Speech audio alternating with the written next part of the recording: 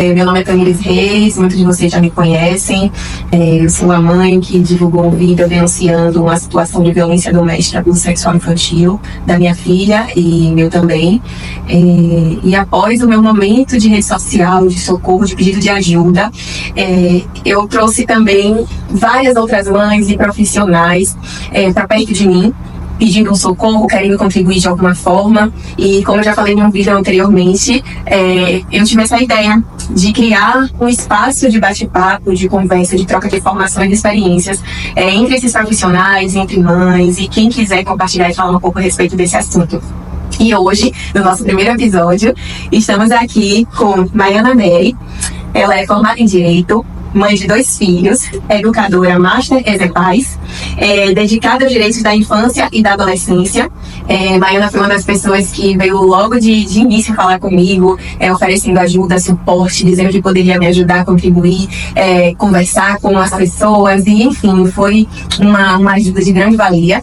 Ela também fez uma troca de informações muito boa na caminhada, que foi promovida por meus familiares e meus novos seguidores, né, e amigos, posso dizer assim, porque estão todos numa corrente de oração, né?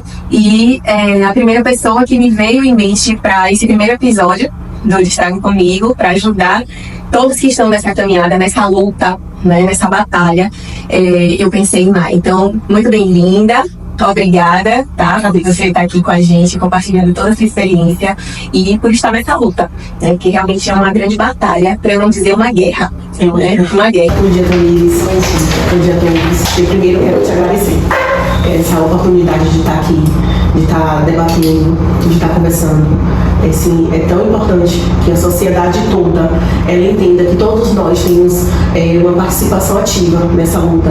É uma luta da sociedade, das famílias, das escolas, dos profissionais, pai, mãe, todos os responsáveis, toda a família, igrejas, porque a obrigação e a responsabilidade com nossas crianças é de toda a sociedade. E nem só eu que estou dizendo, né? Não sou eu, Maiana, que estou falando isso. É o próprio Estatuto da Criança e da Adolescência, que é o ECA, que é nosso normativo, que dita os direitos, que defende as crianças, e ele mesmo estabelece lá que é uma obrigação de toda a sociedade, é um coletivo.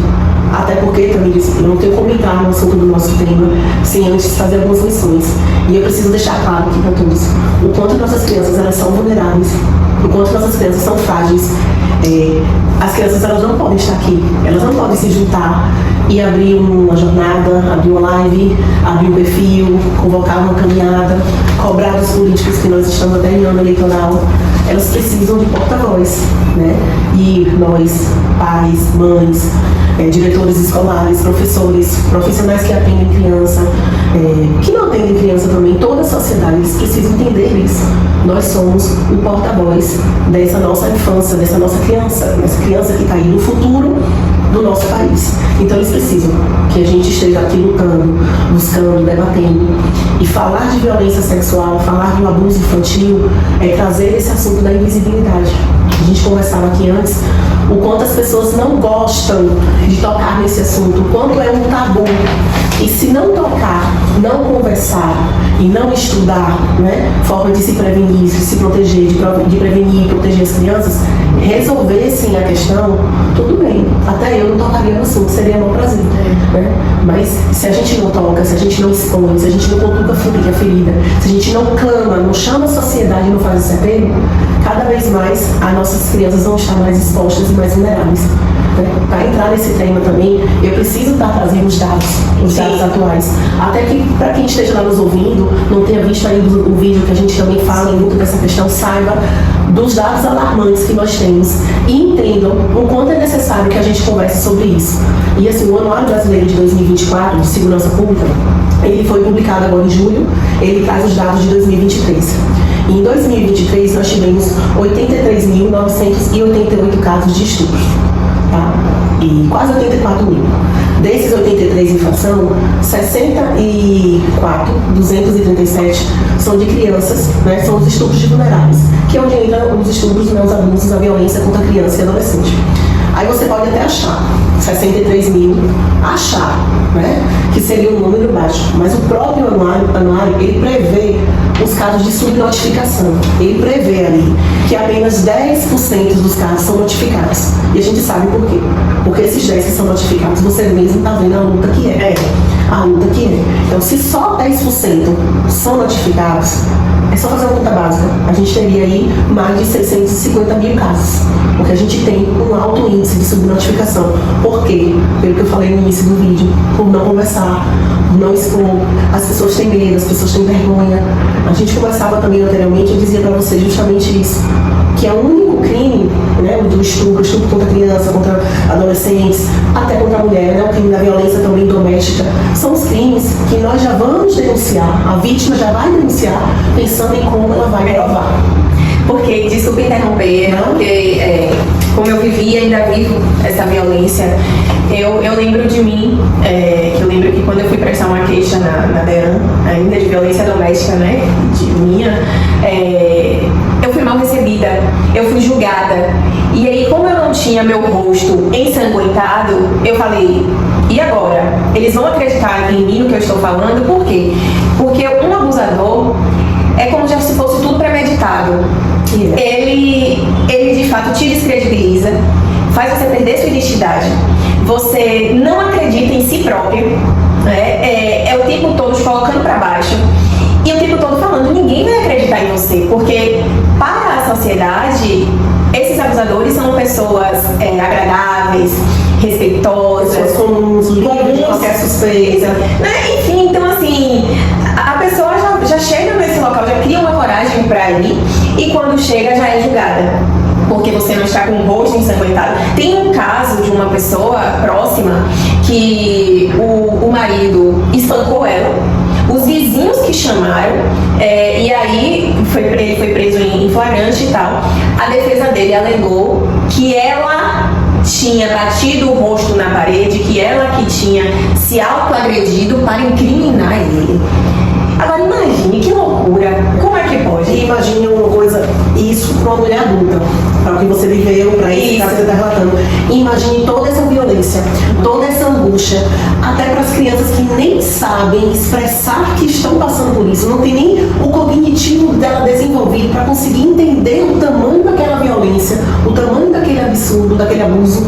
Você imagina para uma criança, porque se para um adulto, para uma mulher adulta, ela enfrenta essa dificuldade, sim, o despreparo realmente também de muitos profissionais, o julgamento da própria sociedade, que julga mesmo, descredibiliza, duvida. Ela fala assim, você tem certeza que isso aconteceu? Será mesmo que isso aconteceu? Como é que você não enxergou? Por que você não foi dar queixa antes? Exato. Como se fosse fácil? Imagine se para o adulto não é fácil, imagine para as crianças.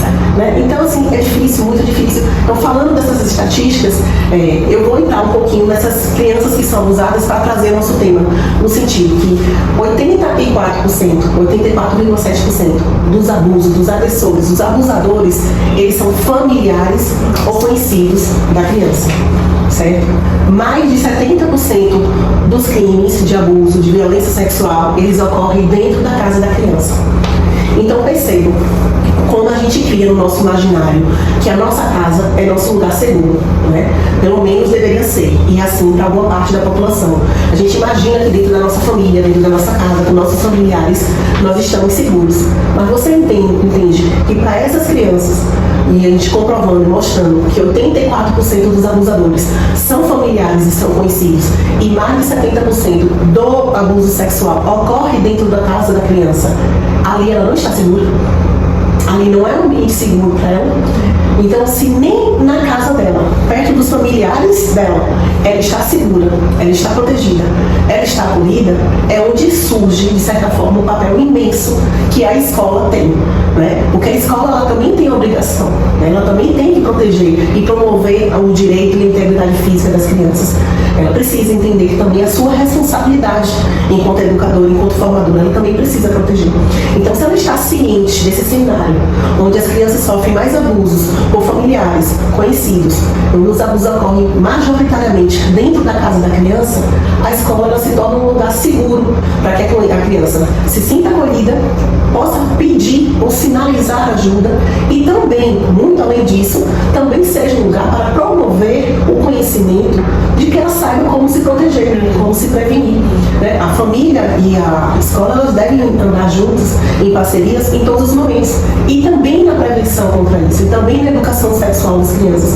Porque a gente tem muito mito, muito tabu do que seria educação sexual, por falta de desconhecer, né? Pelo tabu que se tem em torno do tema. Mas quando a gente fala em levar um projeto de capacitação, de imersão familiar, de realização de oficinas com crianças, nós estamos levando conhecimento, tanto para os docentes, tanto para a equipe ali da escola, quanto para as famílias e principalmente para as crianças. Nós estamos levando princípios, nós estamos levando estratégias de prevenção através do conhecimento do que é comportamento apropriado, o que é comportamento inapropriado, a diferença de cuidado com o corpo para a violência, né? A questão do toque que é permitido, a questão de explicar para a criança o que é a rede de apoio, né? Quem são as pessoas da rede de apoio da criança. E quando isso é ensinado na escola, é fundamental que a professora se coloque como rede de apoio da criança, para que ela entenda que ali está sendo criado um vínculo, um canal onde, caso ela esteja passando por alguma violência, ela relate, ela conte. Então é fundamental que a escola participe dessa educação das crianças, realize, e que seja, principalmente, sabe, Tamires, que não sejam ações esporádicas, porque nós temos hoje todos os meses que nós fazemos comemorativos, como nós estamos no mês de setembro, que é Setembro Amarelo, a gente faz uma reflexão sobre a questão do suicídio. Nós temos o Maio Laranja, que é um mês que a gente faz muitas ações sociais em combate ao abuso infantil, porque nós tivemos um caso ali, e o maio, ele é o Maio Laranja justamente por isso, né, para estar chamando atenção para essa causa. Mas a gente não pode só pegar no Maio Laranja e só no Maio Laranja a gente tratar dessa questão. Tem que ser questões e ações e oficinas e atividades dinâmicas cotidianas. Tem que estar no cotidiano, tanto da comunidade escolar quanto por parte da família, né? É um complemento. O que a escola ensina, a família complementa. O que a família complementa, a escola também vai complementar, vai também ensinar. Porque assim, juntos, nós já vamos ter dois pilares, né? A família e a escola, juntas, protegendo e preservando a criança, ensinando para ela formas dela se proteger, formas dela se prevenir, né? Ensinando sinais, né? Comportamentos suspeitos. Você acabou de dizer, os abusadores, eles não têm rosto, eles são pessoas comuns, gente. É difícil dizer, mas são pessoas comuns como eu e você. São pessoas que trabalham como eu e você. São pessoas que estão no shopping como eu e você, com todo mundo. São pessoas que estão dentro da nossa própria casa. Tanto que assim, nas palestras com os pais, nas capacitações que a gente faz, eu costumo dizer lá assim, não é nem perfil dos abusadores, é comportamentos suspeitos. Porque não é apenas você suspeitar do desconhecido, do estranho, mas sim de comportamentos suspeitos. Porque esses comportamentos suspeitos, eles são praticados tanto pelo desconhecido, por pessoas que às vezes você está encontrando ali no parque, como também são praticados por pessoas conhecidas, por familiares, por entes ali, e você precisa ter atenção, você precisa ter conhecimento justamente para que você consiga identificar sinais suspeitos, comportamentos estranhos, e você precisa justamente ensinar isso às crianças. Né? Nós realizamos assim, dinâmicas ensinando para a criança, cenáculo do toque, onde a gente ensina através de todas as formas lúdicas, respeitando sempre o cognitivo. E as escolas, elas precisam entender o quanto o papel dela é crucial, é importante. Elas precisam ser aliadas. Eu estou chamando as escolas, eu estou chamando toda a sociedade para que se una a nossa causa, sim, a nossa luta, que a gente precisa. E a escola, ela lida diariamente com a criança. Imagina as crianças que estudam em tempo integral. Quem lida a maior parte do tempo com as crianças, nesse caso, não é a escola, não é a família. E uma coisa que me chamou a atenção, que você falou, é que essa criança pode relatar o fato da forma dela para alguém da escola, para um profissional que a acompanha, né? Enfim. E esse profissional precisa saber como lidar com essa situação e precisa saber o que fazer mediante um relato desse. Um relato espontâneo. E isso me chama a atenção porque normalmente os abusadores pedem segredo. Então pede para não contar para a mamãe, no caso se for o pai, né, o padrasto, o namorado, enfim. Não conte para a mamãe, é uma brincadeira nossa. Tem umas frases específicas que eles usam. Então, a criança, por algum motivo, ou por sentir medo, ou enfim, o que é que passa dentro, né, da cabecinha da criança, possa ser que ela relate essa situação para uma pessoa externa. Ou seja, para a escola, para a coordenadora, para a professora, até para a mãe de um outro coleguinha que ela se sinta à vontade. Então, todos precisam ficar atentos. sociedade precisa estar atenta. Você falou uma coisa interessante, Tamires. Eles usam bastante, de várias outras formas de intimidar, tá? As crianças, os adolescentes, mas muito frequente a tortura emocional e o pacto do silêncio, que é isso que você falou. A tortura emocional, ele vai torturar ali mesmo, ameaçar, dizendo que vai possivelmente machucar ou até algo mais grave contra alguém da família. E o pacto do silêncio é uma dinâmica que a gente trabalha em sala de aula, justamente para a gente ensinar para as crianças a diferença de segredo bom e segredo ruim. E é tão importante quando a gente leva isso para a escola, a gente leva isso para os professores e leva isso para os pais, porque é importante que em casa eles tenham essa mesma ensinamento, esse mesmo cuidado, né? E a gente ensina para as crianças que o segredo bom, né, é aquele segredo que traz alegria, euforia, surpresa e que logo será revelado, porque a gente deixa claro, não existe segredo eterno, não existe, o segredo tem que ser logo revelado. Aí a gente dá exemplos para ela, assim, uma festa surpresa que a gente vai fazer para a prima, um presente de Natal surpresa que ele vai receber ou que ela vai receber. Então é algo que vai trazer alegria, vai trazer uma surpresa, traz uma euforia, logo será revelado. E fora tudo isso é o segredo ruim, que é um segredo que machuca, é um segredo que traz tristeza, traz alguma angústia, é um segredo que dói e que alguém geralmente pede que nunca conte para o pai e para a mãe. Então, nesse caso, a gente deixa claro para as crianças, para os alunos, para os filhos, nesse caso é um segredo ruim, você tem que contar para o papai e para a mamãe, não existe segredo, você precisa compartilhar. Juntos sempre vamos encontrar a melhor solução para tudo. Então, poxa, papai, são dinâmicas, porque a gente estuda a forma que eles agem, a gente estuda todas as formas de aliciamento, né? Assim como eles estudam também as crianças. Nós temos que estar na frente. Gente, eles estudam, eles sabem o que fazer, o que tocar, como não ser descoberto, como calar a E o criança. desafio da gente é estar na frente deles, porque eles são tão unidos, eles vivem ali na Deep Web, eles trocam, eles têm sinais, assim, de como de contém. É tanto absurdo. A sociedade precisa acordar, esse tema não pode ser um tabu. Não. E a gente tem que tirar da invisibilidade, expor a forma como eles agem, expor a forma como eles aliciam, expor como eles torturam, como eles ameaçam, porque assim, a gente tirando eles dessa invisibilidade, eles vão entender que eles não podem mais agir. A gente precisa, não podemos nos acomodar, gente. Eu estou falando da comunidade escolar, é a família, é toda a sociedade, a gente precisa mesmo mostrar para eles, nós estamos aqui, vocês não vão mais conseguir abusar das nossas crianças. É isso que é a mensagem que a gente precisa passar para eles. Nós estamos unidos. Nós estamos de olho. Nós não vamos nos calar. E nós vamos proteger nossas crianças cada dia mais. E cada vez mais nós vamos levar estratégias de informação, de prevenção. Nós vamos levar para nossas crianças formas. A gente tem também a dinâmica da rede da proteção, que são as 4 regras que a gente ensina para as crianças. Se alguém tentar tocar no corpo dela, fotografar, tocar ou forçar ela a tocar, a gente fala lá todas as possibilidades. A gente ensina a criança. Primeiro ela diz não. Segundo ela grita bem alto. Terceiro ela corre.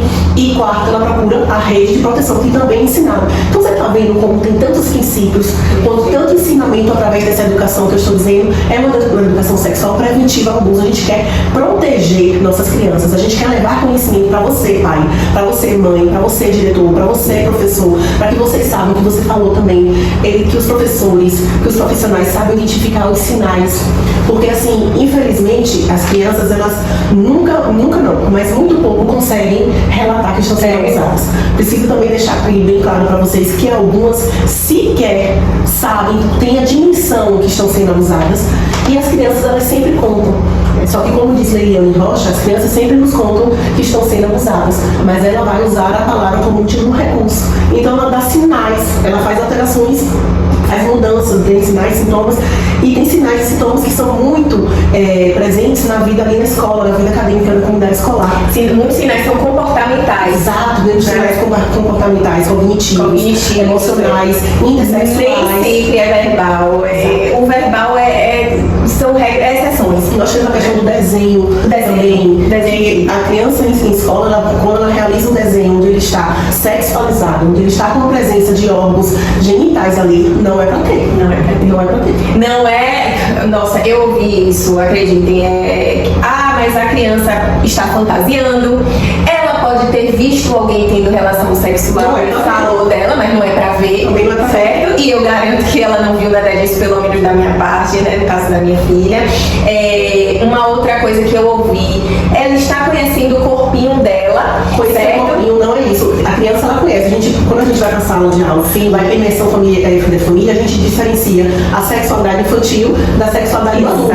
E realmente, a sexualidade infantil, a criança tenta se conhecer. Mas, gente, criança não tem repertório, fantasia sexual. A criança não tem maturidade física e psicológica para relação sexual. A criança não tem a presença de hormônios sexuais. Então, a criança não é para ter, não tem fantasia e repertório sexual. É totalmente diferente. Então, se algo saiu daquilo, pode ter sido realmente a situação de abuso, pode ter sido contato com pornografia, que também é um abuso, que também não pode ter. Então, assim, teve contato com pornografia, não vamos falar como se fosse uma coisa simples. Não vamos falar como se fosse uma coisa banal, porque também um adulto mostrar a pornografia da criança é abuso. Porque nós temos abuso com contato físico, que também é outra coisa que tem que ficar bem claro para as pessoas. Nós temos abuso com contato físico e nós temos abuso sem contato físico. Né? O abuso é um tipo de crime que dificilmente deixa marcas físicas, porque as marcas emocionais, elas ficam se alastrando aí pela vida inteira, elas são muitas feridas, mas as marcas físicas nem sempre ele vai estar presente no abuso. Tem abuso revestido, tá? De carinho, onde ele vai naqueles toques ali sutis que não vão deixar marcas, mas é abuso. É abuso. Não é porque não teve penetração que é abuso. Nós temos um abuso agora também que está em alta, que está crescente, que tem que chamar a alerta também dos pais, e isso, quando a escola ela chama para si essa responsabilidade, ela abraça essa causa, ela vai além e ela trata essa questão também que é do abuso online, que é a questão de crianças que estão tendo e adolescentes que estão tendo acesso a celulares cada vez mais cedo, cada vez mais sem monitoramento, no bate-papos desses jogos que tem. Então ali também os abusadores estão ali. Sim. É como se eles estivessem selecionando uma prateleira de mercado. Exato. Ali é um prato cheio para isso. Porque ali as crianças elas ficam horas jogando, horas sem monitoramento, horas sem supervisão. Então ali elas sabe, entram no universo infantil, no universo do adolescente, se passam por amigos, e são abusos que sem marcas físicas nenhuma. Então isso é interessante também, a gente está falando do papel da escola, porque também é outro tema importante que a escola tem que levar, porque tudo isso faz parte do universo do abuso. Isso está tudo nesse universo, nesse contexto, e como eu falei, quando a escola abraça essa causa, abraça a infância, abraça a adolescência como uma fiel protetora, que ela deve ser, porque a partir do momento que ela abriu o CNPJ escolar, a partir do momento que o diretor e o dono de escola, ele abriu aquele universo, aquela escola, ele tem que ser o embaixador da infância, ele tem que ser um protetor da infância, e todas essas causas são da infância, ele tem que ter conhecimento, e o conhecimento significa prevenir. Poxa, como é que eu posso trazer isso para a minha escola? Como é que eu posso chamar os pais dos meus alunos a atenção para essa questão? Eu preciso, não posso ficar E outra coisa, não ficar só naquele papo de que a nossa obrigação, responsabilidade é com a parte pedagógica, né, ou com uma parte psicopedagógica. Ok, uma criança que sofreu ou sofre abuso, que foi violentada, que é violentada, ela vai ter dificuldade em se relacionar com os colegas, ela vai ter déficit de aprendizagem, ela vai ter as questões dela de atraso, são diversas questões que vão acabar além, muito além, que vão interferir. O caso de abuso na escola, o caso de aluno que relata o abuso, que a escola tem ciência, você sabe que isso pode afetar, inclusive, os professores, os funcionários, os colegas. No caso de um aluno que sofre abuso, ele pode reproduzir o abuso que ele sofre através de jogos sexuais. E eu tenho certeza que quem trabalha na escola, quem trabalha com criança, quem trabalha com adolescente, que está assistindo, sabe do que eu estou falando, entende o que eu estou falando e sabe como é frequente no dia a dia crianças com brincadeiras sexualizadas. Por quê, Tamires? A criança, ela não abusa da criança, tá? Porque no abuso a gente tem que ter duas coisas, duas características: a gratificação sexual e o poder desigual ali que causa aquela ameaça. Então, se você tem uma criança ali de 6, 5, sei lá, a idade ali, criança, que sofreu um abuso, teve contato com pornografia, algo, e ela pode tentar começar a reproduzir aquilo que ela viveu, aquilo que ela viu com outra criança. Isso se chama jogo sexual, que não é abuso. Então, quando a gente tem uma criança que tenta tocar no coleguinha, que tenta pegar nas partes íntimas do coleguinha, entre outras coisas que acontecem, e nós chamamos isso de jogos sexuais. Então, como eu falei, quem trabalha com escola, quem trabalha com criança, quem trabalha com adolescente, sabe do que eu estou falando, sabe que isso está presente no ambiente, sabe que isso é frequente. Por isso que eu venho batendo na tecla de chamar a responsabilidade das escolas, porque diz, olha, vocês precisam fazer algo precisa ser feito, né? Vamos sair da inércia, vamos tirar esse assunto da invisibilidade, vamos descruzar os braços, sair da inércia, tomar atitudes, né? Procurar pessoas capacitadas, procurar capacitação, trabalhar isso em sala de aula, e com os alunos, com os pais e com os professores, né? Não é só os professores, né? Também chamar a família, dizer os auxiliares da escola, todo mundo, porque tem situações que só o porteiro que está ali que pode conseguir perceber aquela situação estranha. Exemplo, exato. A criança que está brincando, sabe, com seus amigos ali, socializando totalmente tranquilo, e na hora que a pessoa chega para buscar, ela trava. Pode ser com tantas coisas, mas pode ser porque ali cai a ficha dela que ela vai voltar aquele ambiente que ela sofre o abuso. Ou após o contato, o comportamento. Como a gente estava falando dos sinais, voltando um pouquinho dos sinais, e principalmente dos sinais comportamentais, que são os mais frequentes na escola. Tem a questão do comportamento, quando tem alteração do comportamento, e comportamento regressivo. O que é comportamento regressivo? Aquela criança que ela passa a apresentar comportamentos infantilizados.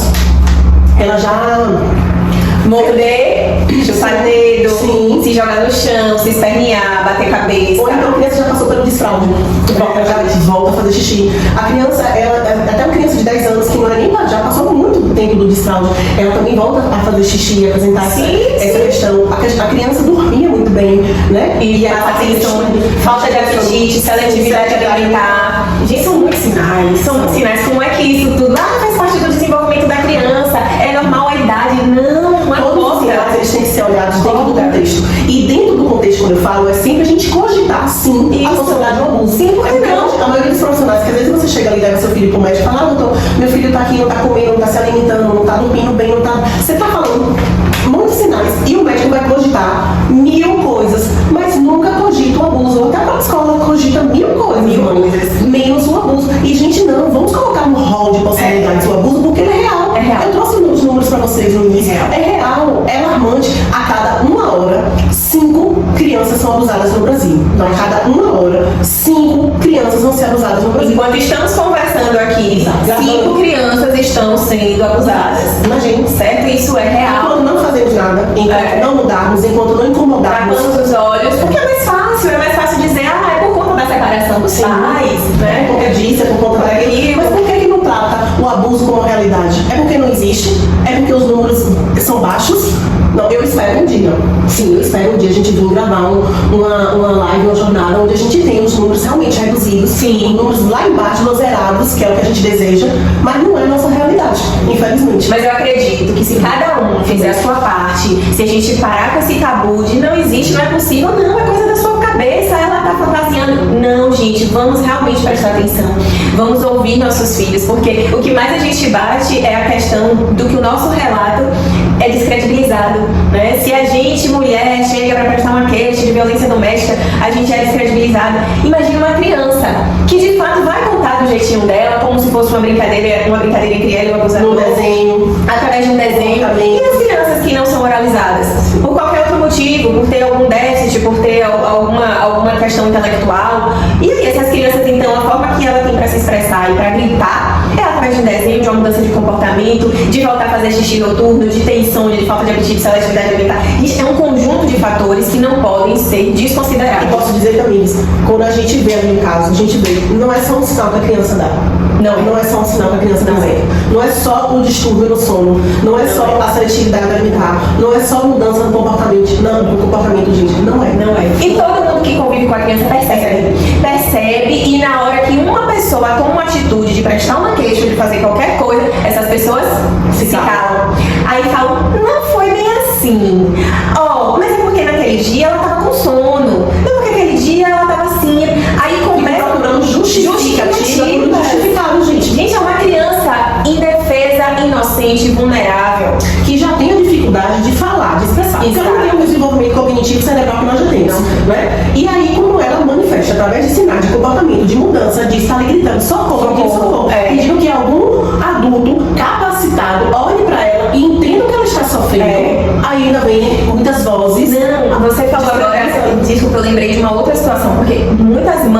mães conversam comigo e falam, enfim, febre emocional, diarreia. Gente, são sintomas, as crianças vão psicossomatizando que nem nós adultos. Então acaba que se transforma numa doença física. São aftas na boca, são empolações no corpo, elas se ferem também. Tem crianças que fazem automutilação. Eu gostaria de dizer que não. Mas é a realidade. É a realidade. Então, assim, como é que todos esses sinais, esse conjunto de fatores que escola enxerga, que babá enxerga, que uma tia, um tio enxerga e não é levado em consideração. Aí você falou que a escola enxerga. A escola tem que enxergar, viu, gente? Pelo amor de Cristo. Escolas se capacitem, entendam, vão estudar todo. Nós estamos citando alguns sinais, citando alguns, mas existem tantos. E os profissionais que trabalham diretamente com criança, que trabalham diretamente com adolescentes, eles têm que ter esse conhecimento.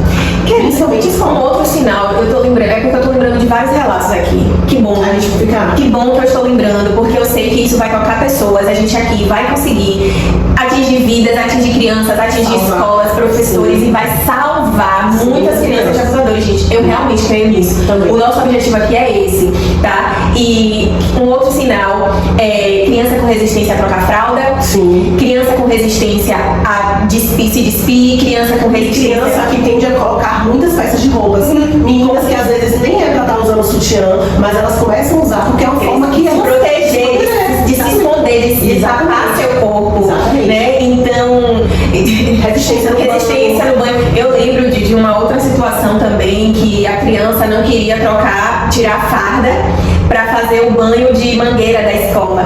Então, isso aconteceu também com a minha filha, e aí os coleguinhas estavam, que eram pequenos, tomando banho de fralda, e eu levei um maiô, porque minha filha não usa biquíni, ela não quer ficar com a barriga de fora.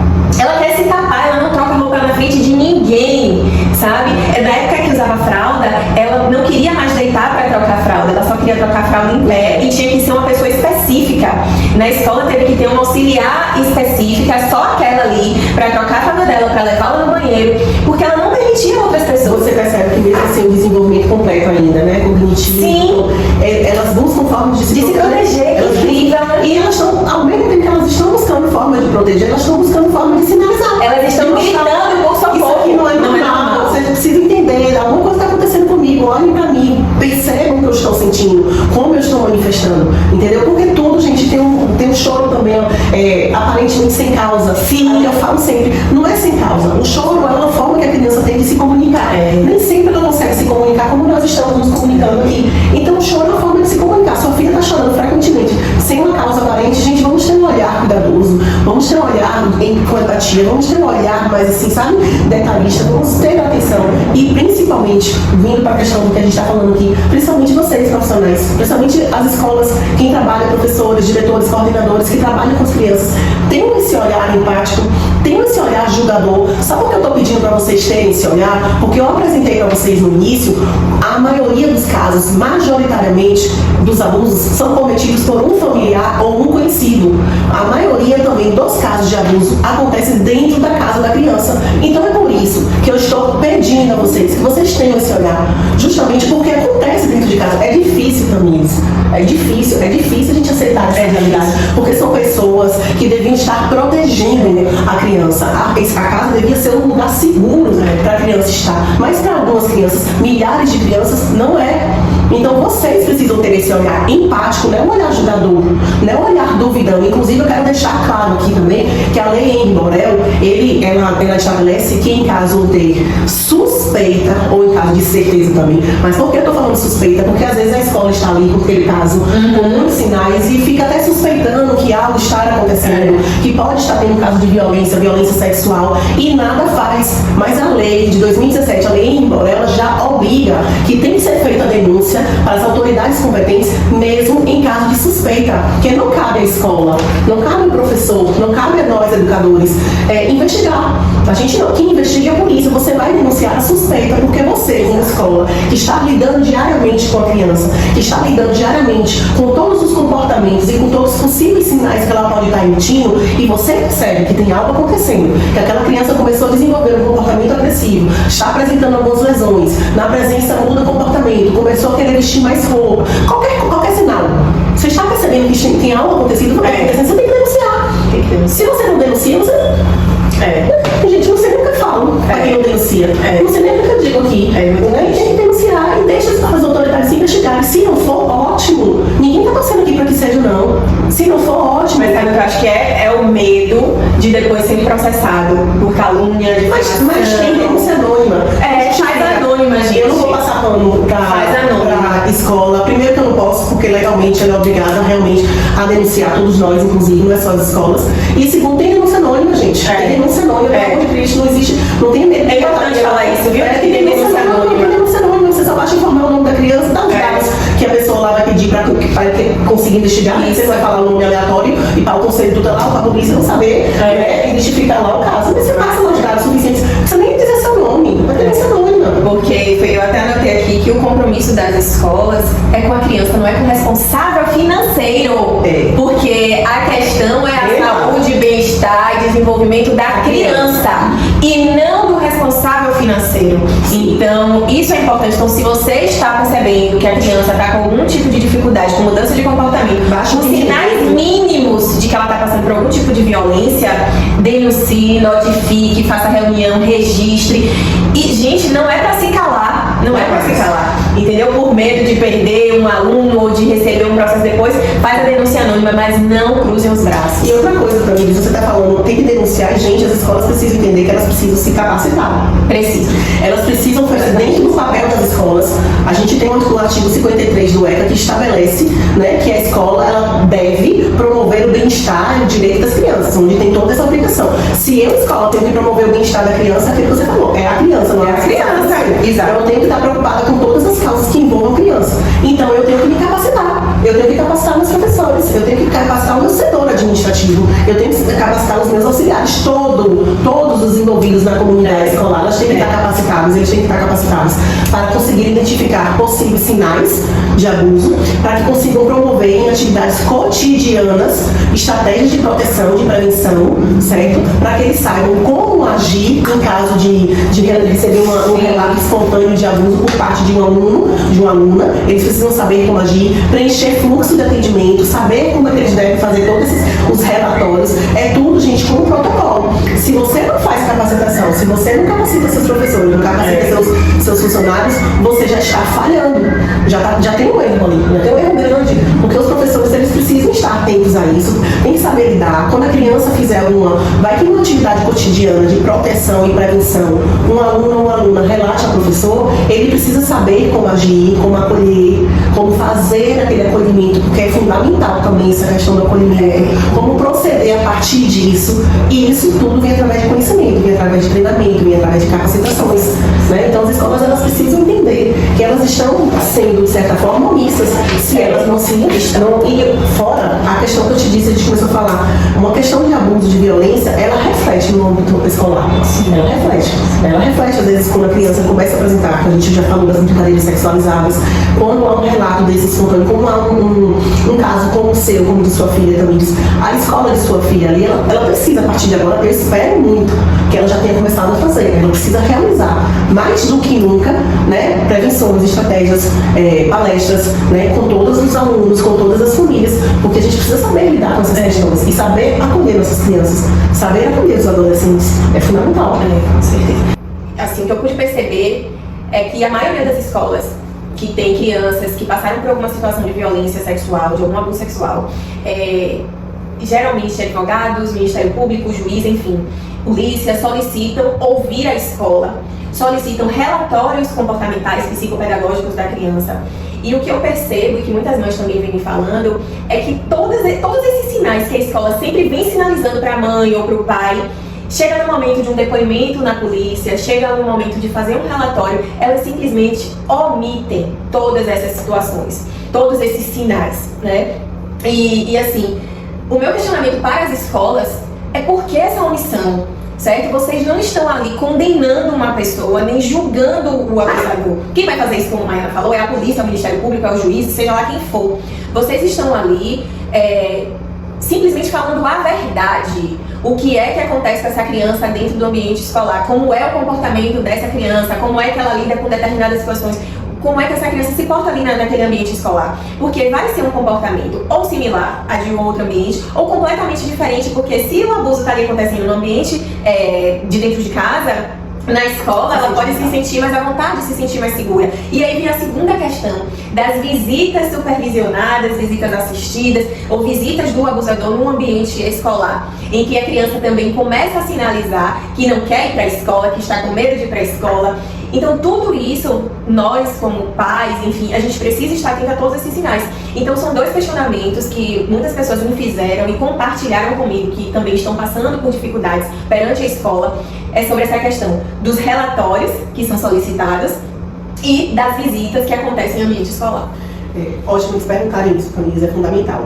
Falando do relatório, eu vou falar também do relatório junto com a questão da visita supervisionada, mas os relatórios que devem ser preenchidos pelas escolas são protocolos legais, institucionais. Eles devem estar ali se restringindo apenas a contar mesmo o cotidiano da criança, o dia a dia, sem opinião, sem julgamento, sem achismo por parte de ninguém da escola, sem achismo da professora, sem achismo da coordenadora, da diretora. Por quê? Ali não está sendo questionada a opinião de professor, de diretor. O juiz, ele está querendo saber como é o dia a dia da criança. Sim. Como é o dia a dia da criança? Assim, é o comportamento, se ela tem comportamentos, como a gente falou, se ela demonstra comportamentos como a gente ficava dizendo aqui, abordando, tem que estar no relatório. Não é a professora ou a escola acha isso, ou acredita nisso. Não, professor. Não, diretor. O relatório não é para isso. Ou achar que essa informação é irrelevante. Não, todas as informações que envolvam o cotidiano da criança, o dia a dia, a interação dela com os colegas, a interação dela com os professores, com os funcionários, como ela no parquinho, como ela na roda da conversa. Isso, sim, é importante, todas. Agora, o que você acha? O que a outra funcionária acha? O que o diretor acha? Não. Em relação à questão da supervisão, eu volto também um pouquinho para falar desses relatórios. As visitas supervisionadas, quando elas são realizadas na escola, elas devem seguir protocolos legais institucionais.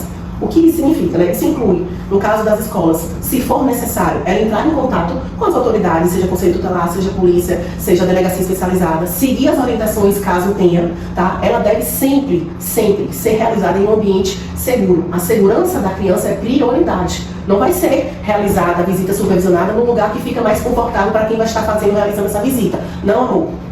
Não. É a criança, o bem-estar e a prioridade é da criança, não é do responsável ou da responsável, não. É da criança. Então, se a criança não se sente bem naquele determinado ambiente ou está mostrando desconforto, então procura outro espaço, escola. Vamos procurar outro espaço. Outra questão também muito importante é que ela deve ser realizada por ou um psicólogo capacitado, ou um assistente social, tá? Ou qualquer outro funcionário, ou professor, alguma coisa capacitado, treinado. Para identificar sinais. Isso. Por que eu estou falando isso? Não é nem só para identificar sinais, não é só para fazer isso. Porque na prática, o que a gente vê muitas escolas fazendo é pegando aquele funcionário que está livre, aquela funcionária que está livre, aquela professora que está livre. Às vezes não é nem professora, às vezes eles usam até auxiliares da secretaria. Sim. Que estão disponíveis naquele momento da visita e colocam para fazer a visita supervisionada. Sim. Certo? E aí ficam realizando, inclusive, outras atividades. Sim. Não, meu anjo. Visita supervisionada, a pessoa que vai supervisionar, que vai fazer essa supervisão, ela está atenta a tudo que está acontecendo naquela visita. Ela não tem que estar fazendo atividade no computador, ela não tem que estar no celular, ela não tem que estar realizando alguma coisa corrigindo, seja lá o que for. Não. Tem que ser um profissional capacitado, treinado, tem que ser uma pessoa que esteja fazendo a supervisão. E por que tem que ser capacitado também, porque depois dessa visita tem um relatório. Exatamente. Não tem um relatório? E o relatório, se for preenchido por uma pessoa que não foi capacitada, das duas, uma. Ou ela vai mandar outra pessoa que não fez a visita, que não estava presente na visita, que não foi a responsável pela supervisão daquela visita, preencher um relatório. Acontece, não está falando a verdade. Não está falando a verdade. Se você não estava na sala de aula, se você não acompanhou aquela visita, você vai preencher o relatório? Não tem nem lógica. Ou quem... Ou mandar o corpo jurídico da escola fazer o relatório comportamental. Não existe. O corpo jurídico não estava. É daí que você vê a preocupação realmente é com o bem-estar e saúde da criança ou um receio de ser processado. Exatamente. Fora que ou vai acontecer isso de uma outra pessoa, um outro profissional, como você falou, até corpo jurídico, preencher esse relatório, ou quem preencheu o relatório, se não for esse profissional capacitado, meu Deus, como é que ele vai preencher esse relatório? Por isso que legal, sendo correto, neutro e imparcial. Porque o preenchimento do relatório, já pegando esse ponto também que está dentro das visitas supervisionadas, e responde até a outra pergunta anterior, os relatórios, eles devem ser preenchidos de forma imparcial, neutra, se restringindo ao que aconteceu ali naquela visita e até se após aquela visita a criança começou a manifestar outros comportamentos, devem estar naquele relatório. Não tem essa parte assim, sabe, Tamires? O que colocar no relatório, como eu vejo muitas pessoas dizendo, a criança ficou feliz quando viu a pessoa que foi lá, né, fazer visita. Eu já digo assim, se for uma pessoa que foi fazer visita supervisionada, é alguém da família. Sim. Aí eu já pergunto pra ela que preencheu o relatório lá falando que a criança ficou feliz. Sim. Foi mesmo? Você conseguiu medir essa felicidade como, meu anjo? Me diga qual é o aparelho que você usa pra isso, porque eu vou comprar. Quantas vezes nós adultos estamos morrendo por dentro e estamos aqui sorrindo? E não é só isso, né? Eu quero saber qual é esse aparelho que essa profissional que mede a felicidade da criança. E você profissional que está fazendo essa visita supervisionada, você espera mesmo que uma criança de 2, 3, 4, 5 anos, seja lá qual a idade, tenha completo desenvolvimento cognitivo para saber que ela está sofrendo violência, que ela sofreu violência daquele familiar, porque entenda, se a visita é supervisionada, é porque é um familiar, não é um estranho, não é um conhecido, porque você não vai fazer visita supervisionada com estranho ou com conhecido, você faz com familiar, então ali já tem também um laço afetivo. A criança ela não tem cognitivo para saber que ela viveu uma violência e que ela tem que detestar aquela pessoa. Principalmente quando for uma pessoa muito próxima, tipo Sim. pai, irmão, avô, Sim. aquela criança vai olhar e vai sair desesperada, ai, ele me abusou, me tira daqui. Quantos adultos nós falamos que são revestidos de carinho, Exatamente, de brincadeira, uma brincadeira, de pai e filha, de vovô e né? Então assim, gente, isso não existe. E uma outra coisa, a questão de levar presentes, Sim. doces, chocolates. Então assim, isso é um aliciamento, uma Qual é a criança forma que não de gosta? aliciamento que os abusadores têm. E quando você é capacitado, quando você estuda, quando você tem conhecimento, quando você busca informação, quando você quer ser um profissional diferenciado, quando você quer ser uma escola diferenciada, quando você está na causa, na luta, você sabe disso. Então só fala que uma criança ficou feliz e que isso não significa que ela não foi abusada. Só fala que a criança está feliz que o pai levou, desculpa, o abusador, seja lá quem for, levou um presente, levou alguma coisa. A criança vai ficar feliz, meu anjo. Quem vai ficar feliz em ganhar um Hot Wheels novo, em ganhar um Baby Alive nova? Me diga qual é essa criança que vai ficar feliz. Gente, a criança não tem esse cognitivo que nós temos, nós estamos falando isso o tempo inteiro. Aí vem uma escola, vem um profissional que não está capacitado, que não está treinado e acha que ele está ali na função de juiz. De julgar, de determinar quem é certo e quem é errado, se é culpado ou se é inocente. Não, escola. Não vamos fazer esse papel, não cabe a mim, educadora, não cabe a vocês. Né? Nosso papel é de acolher, de ter empatia, de proteger, de prevenir, de estar atento, é de defender as crianças. Esse é o nosso papel. Se vai julgar, se diante das provas apresentadas, que geralmente, gente, nunca é uma prova só, se diante das provas apresentadas o juiz vai condenar, é o juiz, não é você, faça a sua obrigação. E sinta-se feliz de você ter conseguido proteger essa criança, porque eu não sei como uma diretora, uma professora, um auxiliar de turma consegue deitar a cabeça no travesseiro e dormir, sabendo que omitiu, eu não vou dizer nem a palavra mentir, né, mas eu vou dizer que omitiu informações e sinais claros, porque elas veem, elas sinalizam às famílias, e simplesmente na hora de fato proteger aquela criança inocente e vulnerável, simplesmente omite porque julgou desnecessário ou porque ele está com receio de culpar ou de condenar alguém. E a criança entendam que o objetivo é proteger e manter a criança segura. Como é que essas pessoas conseguem deitar a cabeça no travesseiro? E essas pessoas têm filhos, têm sobrinhos, têm netos. Como é que conseguem, se fosse com um filho seu, se fosse com um neto, um sobrinho seu? Qual seria a sua postura? Você iria omitir também todas essas informações? É muito difícil. Julgar é fácil, né? É uma criança, você não pode esperar. Aí você tem, de um lado, a obrigação de uma escola em oferecer uma visita supervisionada com um profissional capacitado que não é capacitado, não é treinado. Aí você tem a obrigação de entregar um relatório protocolado com imparcialidade, com neutralidade, seguindo todos os protocolos legais. Você não preenche dessa forma. Aí você quer mesmo dizer que a responsabilidade, você quer mesmo culpar, né, a criança por todo o sofrimento pelo que ela está alegando, você quer mesmo dizer que a criança não está dizendo o que ela está ali relatando para você, o que ela está mostrando para você. Não existe, não entra na minha cabeça. Eu não consigo, Tamires, entender. Quando a gente chega para uma escola e apresenta um projeto, como eu tenho agora um projeto desenvolvido para escolas, que a gente tem são 3 formas, mesmo, três dinâmicas, que é capacitar os professores e funcionários, uma imersão com as famílias e a oficina com a criança. Eu não entendo quando uma escola fala que esse projeto não cabe ou não faz parte, não pertence àquela universidade. A gente, como é que não faz parte? Como é que não pertence? Como é que vocês não vão preparar seus professores? Não querer trazer a responsabilidade para si, se manter no escuro, enfim, omitir, porque é mais confortável. É por isso que a minha mensagem aqui para todos que estão assistindo, sejam diretores, coordenadores, agora principalmente os pais, todos os pais responsáveis, pais, mães responsáveis, tios, é que cobrem. Cobre da escola de seu filho, porque eu vou te dizer, dificilmente uma escola, para não cair aqui em afirmar, dificilmente uma escola não tenha vivenciado um aluno que sofreu um abuso. Dificilmente. Você, pai, você, mãe, pode não saber, porque não foi seu filho. Eu torço que não seja mesmo. O que eu torço é que criança nenhuma passe por isso. O que eu desejo, o que eu luto, é que nenhuma criança passe por isso. Mas dificilmente, na escola de seu filho, na escola de sua filha, não tem uma criança que, se não já foi abusada, está sendo abusada. Está sendo abusada. Então a gente precisa, sim, chegar para a escola e dizer, e aí? O que é que nós vamos fazer? Ô escola, meu anjo, o que é que nós vamos fazer pedagogicamente, no plano pedagógico daqui? Tem algo com educação sexual preventiva, protetiva? Vocês vão ensinar meus filhos ou minhas filhas a se protegerem, a se prevenirem? Porque eu ensino em casa, mas eu acho que além de ensinar em casa, a escola também tem que ensinar. Então é isso que eu quero da escola da minha filha. Então é isso que você, pai, que você, mãe, tem que esperar e pedir também, solicitar mesmo, começar a exigir, começar todo mundo a sair dessa zona de conforto. É todo mundo sair dessa zona de conforto mesmo, sabe, também? Todo mundo abraçar essa causa e dizer, as crianças precisam da gente. São números alarmantes, são números assustadores. E se nós adultos não fizermos nada, não vai adiantar, é o que a gente fala. Indignação sem ação não adianta nada. Então não adianta você vir lá no meu Instagram, não adianta você vir lá no Instagram de Camila e dizer, nossa, que absurdo, poxa, que absurdo, ficar assim indignada, revoltada, se a gente não fizer nada, não adianta. Não adianta. Indignação sem ação, não adianta, não tem solução, não adianta. Pra gente diminuir esses casos, a gente vai ter que fazer alguma coisa. E quando eu falo a gente, eu falo todo mundo, toda a sociedade. E a escola estar dentro. Tá? Está dentro porque já dei inúmeros motivos. E principalmente por lidar diariamente com as crianças. Lidar diariamente fora, que ela assumiu um compromisso ao se tornar CNPJ escolar, fora que o ECA também estabelece essa obrigação. Né? Então, se a obrigação legal existe, tá? Existe a obrigação legal. Não está fazendo, não está sendo cumprida porque por outros motivos. Tá? Mas que existe, existe. Então vamos cobrar das escolas, viu? Pai, mãe, vamos cobrar das escolas. Nossas crianças que estão em perigo. Então a gente precisa se movimentar, precisa sair do sofá das nossas casas, precisa ir pra rua, manifestar, caminhar e lutar pela proteção de nossas crianças, porque elas não conseguem fazer isso sozinhas.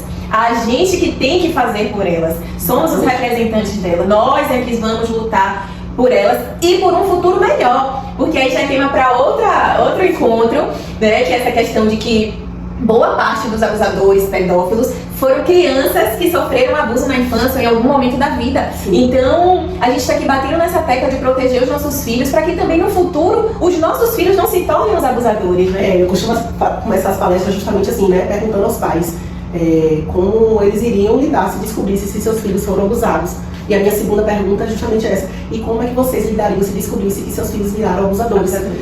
Porque eu costumo dizer que pai e mãe, ele não cria filho. Ninguém cria filho para que ele entre no mundo do errado, seja lá qual for o crime. Né? Mãe e pai não cria de certa forma. E você tocou também uma questão interessante, Tamires, porque o meu projeto mesmo de escolar, meu projeto é Proteger e Preservar a Infância, chama ele de PPI. Sim, ele também traz questões emocionais, nós trabalhamos também as questões emocionais.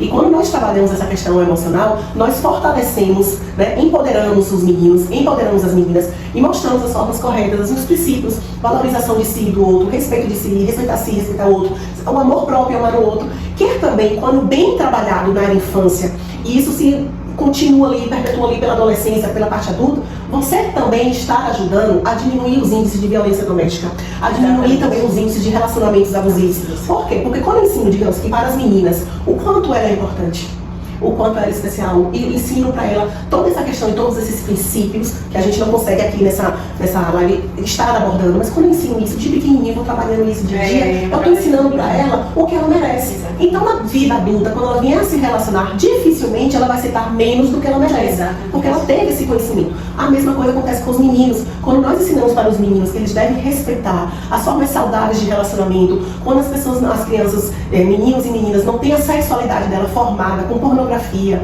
com conteúdo erótico, onde está sempre tratando a mulher como objeto, né? Sempre trazendo a mulher naquela situação de objeto que não merece respeito. Como se isso fosse sinal de provar masculinidade, virilidade. Quando a gente desconstrui, né, faz essa desconstrução desse pensamento errado, a gente está ensinando o respeito para os meninos e nós estamos ensinando também a forma correta dele tratar. Isso vai impactar também na violência doméstica, na diminuição dos casos de violência doméstica. porque a gente precisa também ensinar isso. Agora, quando a gente deixa a formação dos nossos filhos serem feitas pelo Google, pelos vídeos pornográficos, por essas coisas... Terceirizada pelo mundo digital sem filtro, né? Sim, é mais complicado. Né? É mais complicado eles entenderem isso, tanto os meninos quanto as meninas. Isso faz parte do nosso projeto também, que é pedagógico. É um projeto todo seguindo as normas e as regras da BNCC. Então, escolas não tenham desculpa. É um projeto que respeita a cognição e o tempo e a idade de todas as crianças. Com as crianças, nós realizamos oficinas e dinâmicas de formas lindas, lúdicas, engraçadas. Utilizamos recursos como bonecos de véu, música, contação de história, pintura, desenho. É tudo feito de uma forma tão leve, tão lúdica, tão tranquilo. E o que eu costumo também dizer nas escolas, assim, dificilmente, quando eu converso com os pais e mostro o que a gente vai trabalhar, levo todo o conteúdo, levo todo o material, eu nunca tive uma devolutiva de pai e mãe que seja contra. Sim, eu digo isso não só no meio escolar, quando a gente vai para uma caminhada, para quando a gente vai para uma apresentação na rádio, quando a gente vai qualquer coisa que a gente está conversando com alguém, não só com os pais não, mas quando eu falo, não, vamos fazer isso, eu falo, poxa, como é necessário, como é preciso. Eu nunca encontrei alguém que olhasse pra minha cara e dissesse, nossa, você trabalha com isso, acho que isso não é necessário, não precisa disso. Nunca encontrei. Eu nunca encontrei. Eu duvido você levar para sua escola e algum pai disser, não quero que meu filho aprenda isso. Não quero que você ensine proteção e prevenção. É capaz de você ouvir da escola. Assim não é necessário. Ela sempre usa como desculpa os pais. Os pais não vão aceitar bem. Isso não vai ser bem aceito pelos pais. Será? Será? Então, por isso que os pais também têm que começar, né, a se manifestar, começar a fazer a parte deles, cobrar, tirar também essa escola da zona de conforto. Como exatamente. E cobrar delas as responsabilidades dela também, é a responsabilidade pedagógica. E isso está dentro do pedagógico também, ensinar as crianças a se protegerem. Tem que estar. Bom, gente, muita informação. É um assunto que mexe muito comigo. Né, mas, assim, eu realmente criei forças, pensei muito numa forma de contribuir, criei forças e estou contando com profissionais incríveis, assim como Maiana Nery, para estar fazendo esse bate-papo, que sinceramente eu não consigo nem considerar um bate-papo, porque bate-papo dá uma ideia de que é algo assim que não há uma troca de informação tão rica em conhecimento, né? Enfim, de um assunto tão delicado, tão importante, que ainda é um tabu para a sociedade, que muito está com os olhos ainda, mas eu só tenho a agradecer por Maiana estar aqui nesse primeiro episódio. Foi muito rico, foi assim, esclarecedor. Anotei diversas coisas pra gente estar depois discutindo no Instagram e trocando com vocês. Maiana também vai estar disponível no Instagram para estar tirando dúvidas, caso surja, né, após vocês assistirem aqui essa live, esse encontro. E, Mai, muito obrigada. Como você falou, eu espero que num próximo encontro a gente discuta melhoras que a gente vem percebendo na sociedade, sejam escolas te chamando sua equipe para fazer essa capacitação dos profissionais, sejam os dados reduzindo, né, porque são alarmantes, e mais pessoas conscientes do que acontece com as nossas crianças, né? Então eu acredito que vamos sim conseguir, é um trabalho de formiguinha, mas se cada um fizer a sua parte, a gente consegue chegar num todo. Então, muito obrigada. Eu que agradeço a todo mundo, eu agradeço imensamente. Famílias, você está abraçando essa causa, você está trazendo essas temáticas, essas jornadas de conhecimento, é o que a gente disse, você disse, eu reforço. Eu tenho certeza que hoje várias pessoas vão ouvir, vão assistir, e vai servir para muita gente, vai servir para muita família, de só da gente já estar ajudando.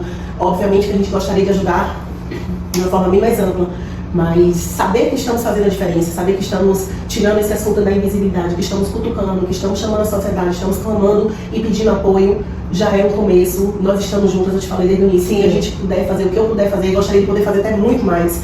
Nós vamos fazer. Se precisar fazer mais barulho, nós vamos fazer mais barulho. Se precisar fazer mais caminhadas, nós vamos fazer mais caminhadas. Se precisar fazer mais jornadas, nós vamos fazer mais jornadas. Outubro, mês das crianças, né? Sim, então vamos providenciar uma caminhada em prol da proteção dessas crianças, né? Chamar a atenção da sociedade, do judiciário. É uma manifestação saudável, gente, sabe? É um pedido de socorro, alerta à sociedade, para que esse tema saia do tabu, do escondido, né? Do tabu, do preconceito. Então, o nosso objetivo é esse. Então, muito obrigada e até o próximo episódio.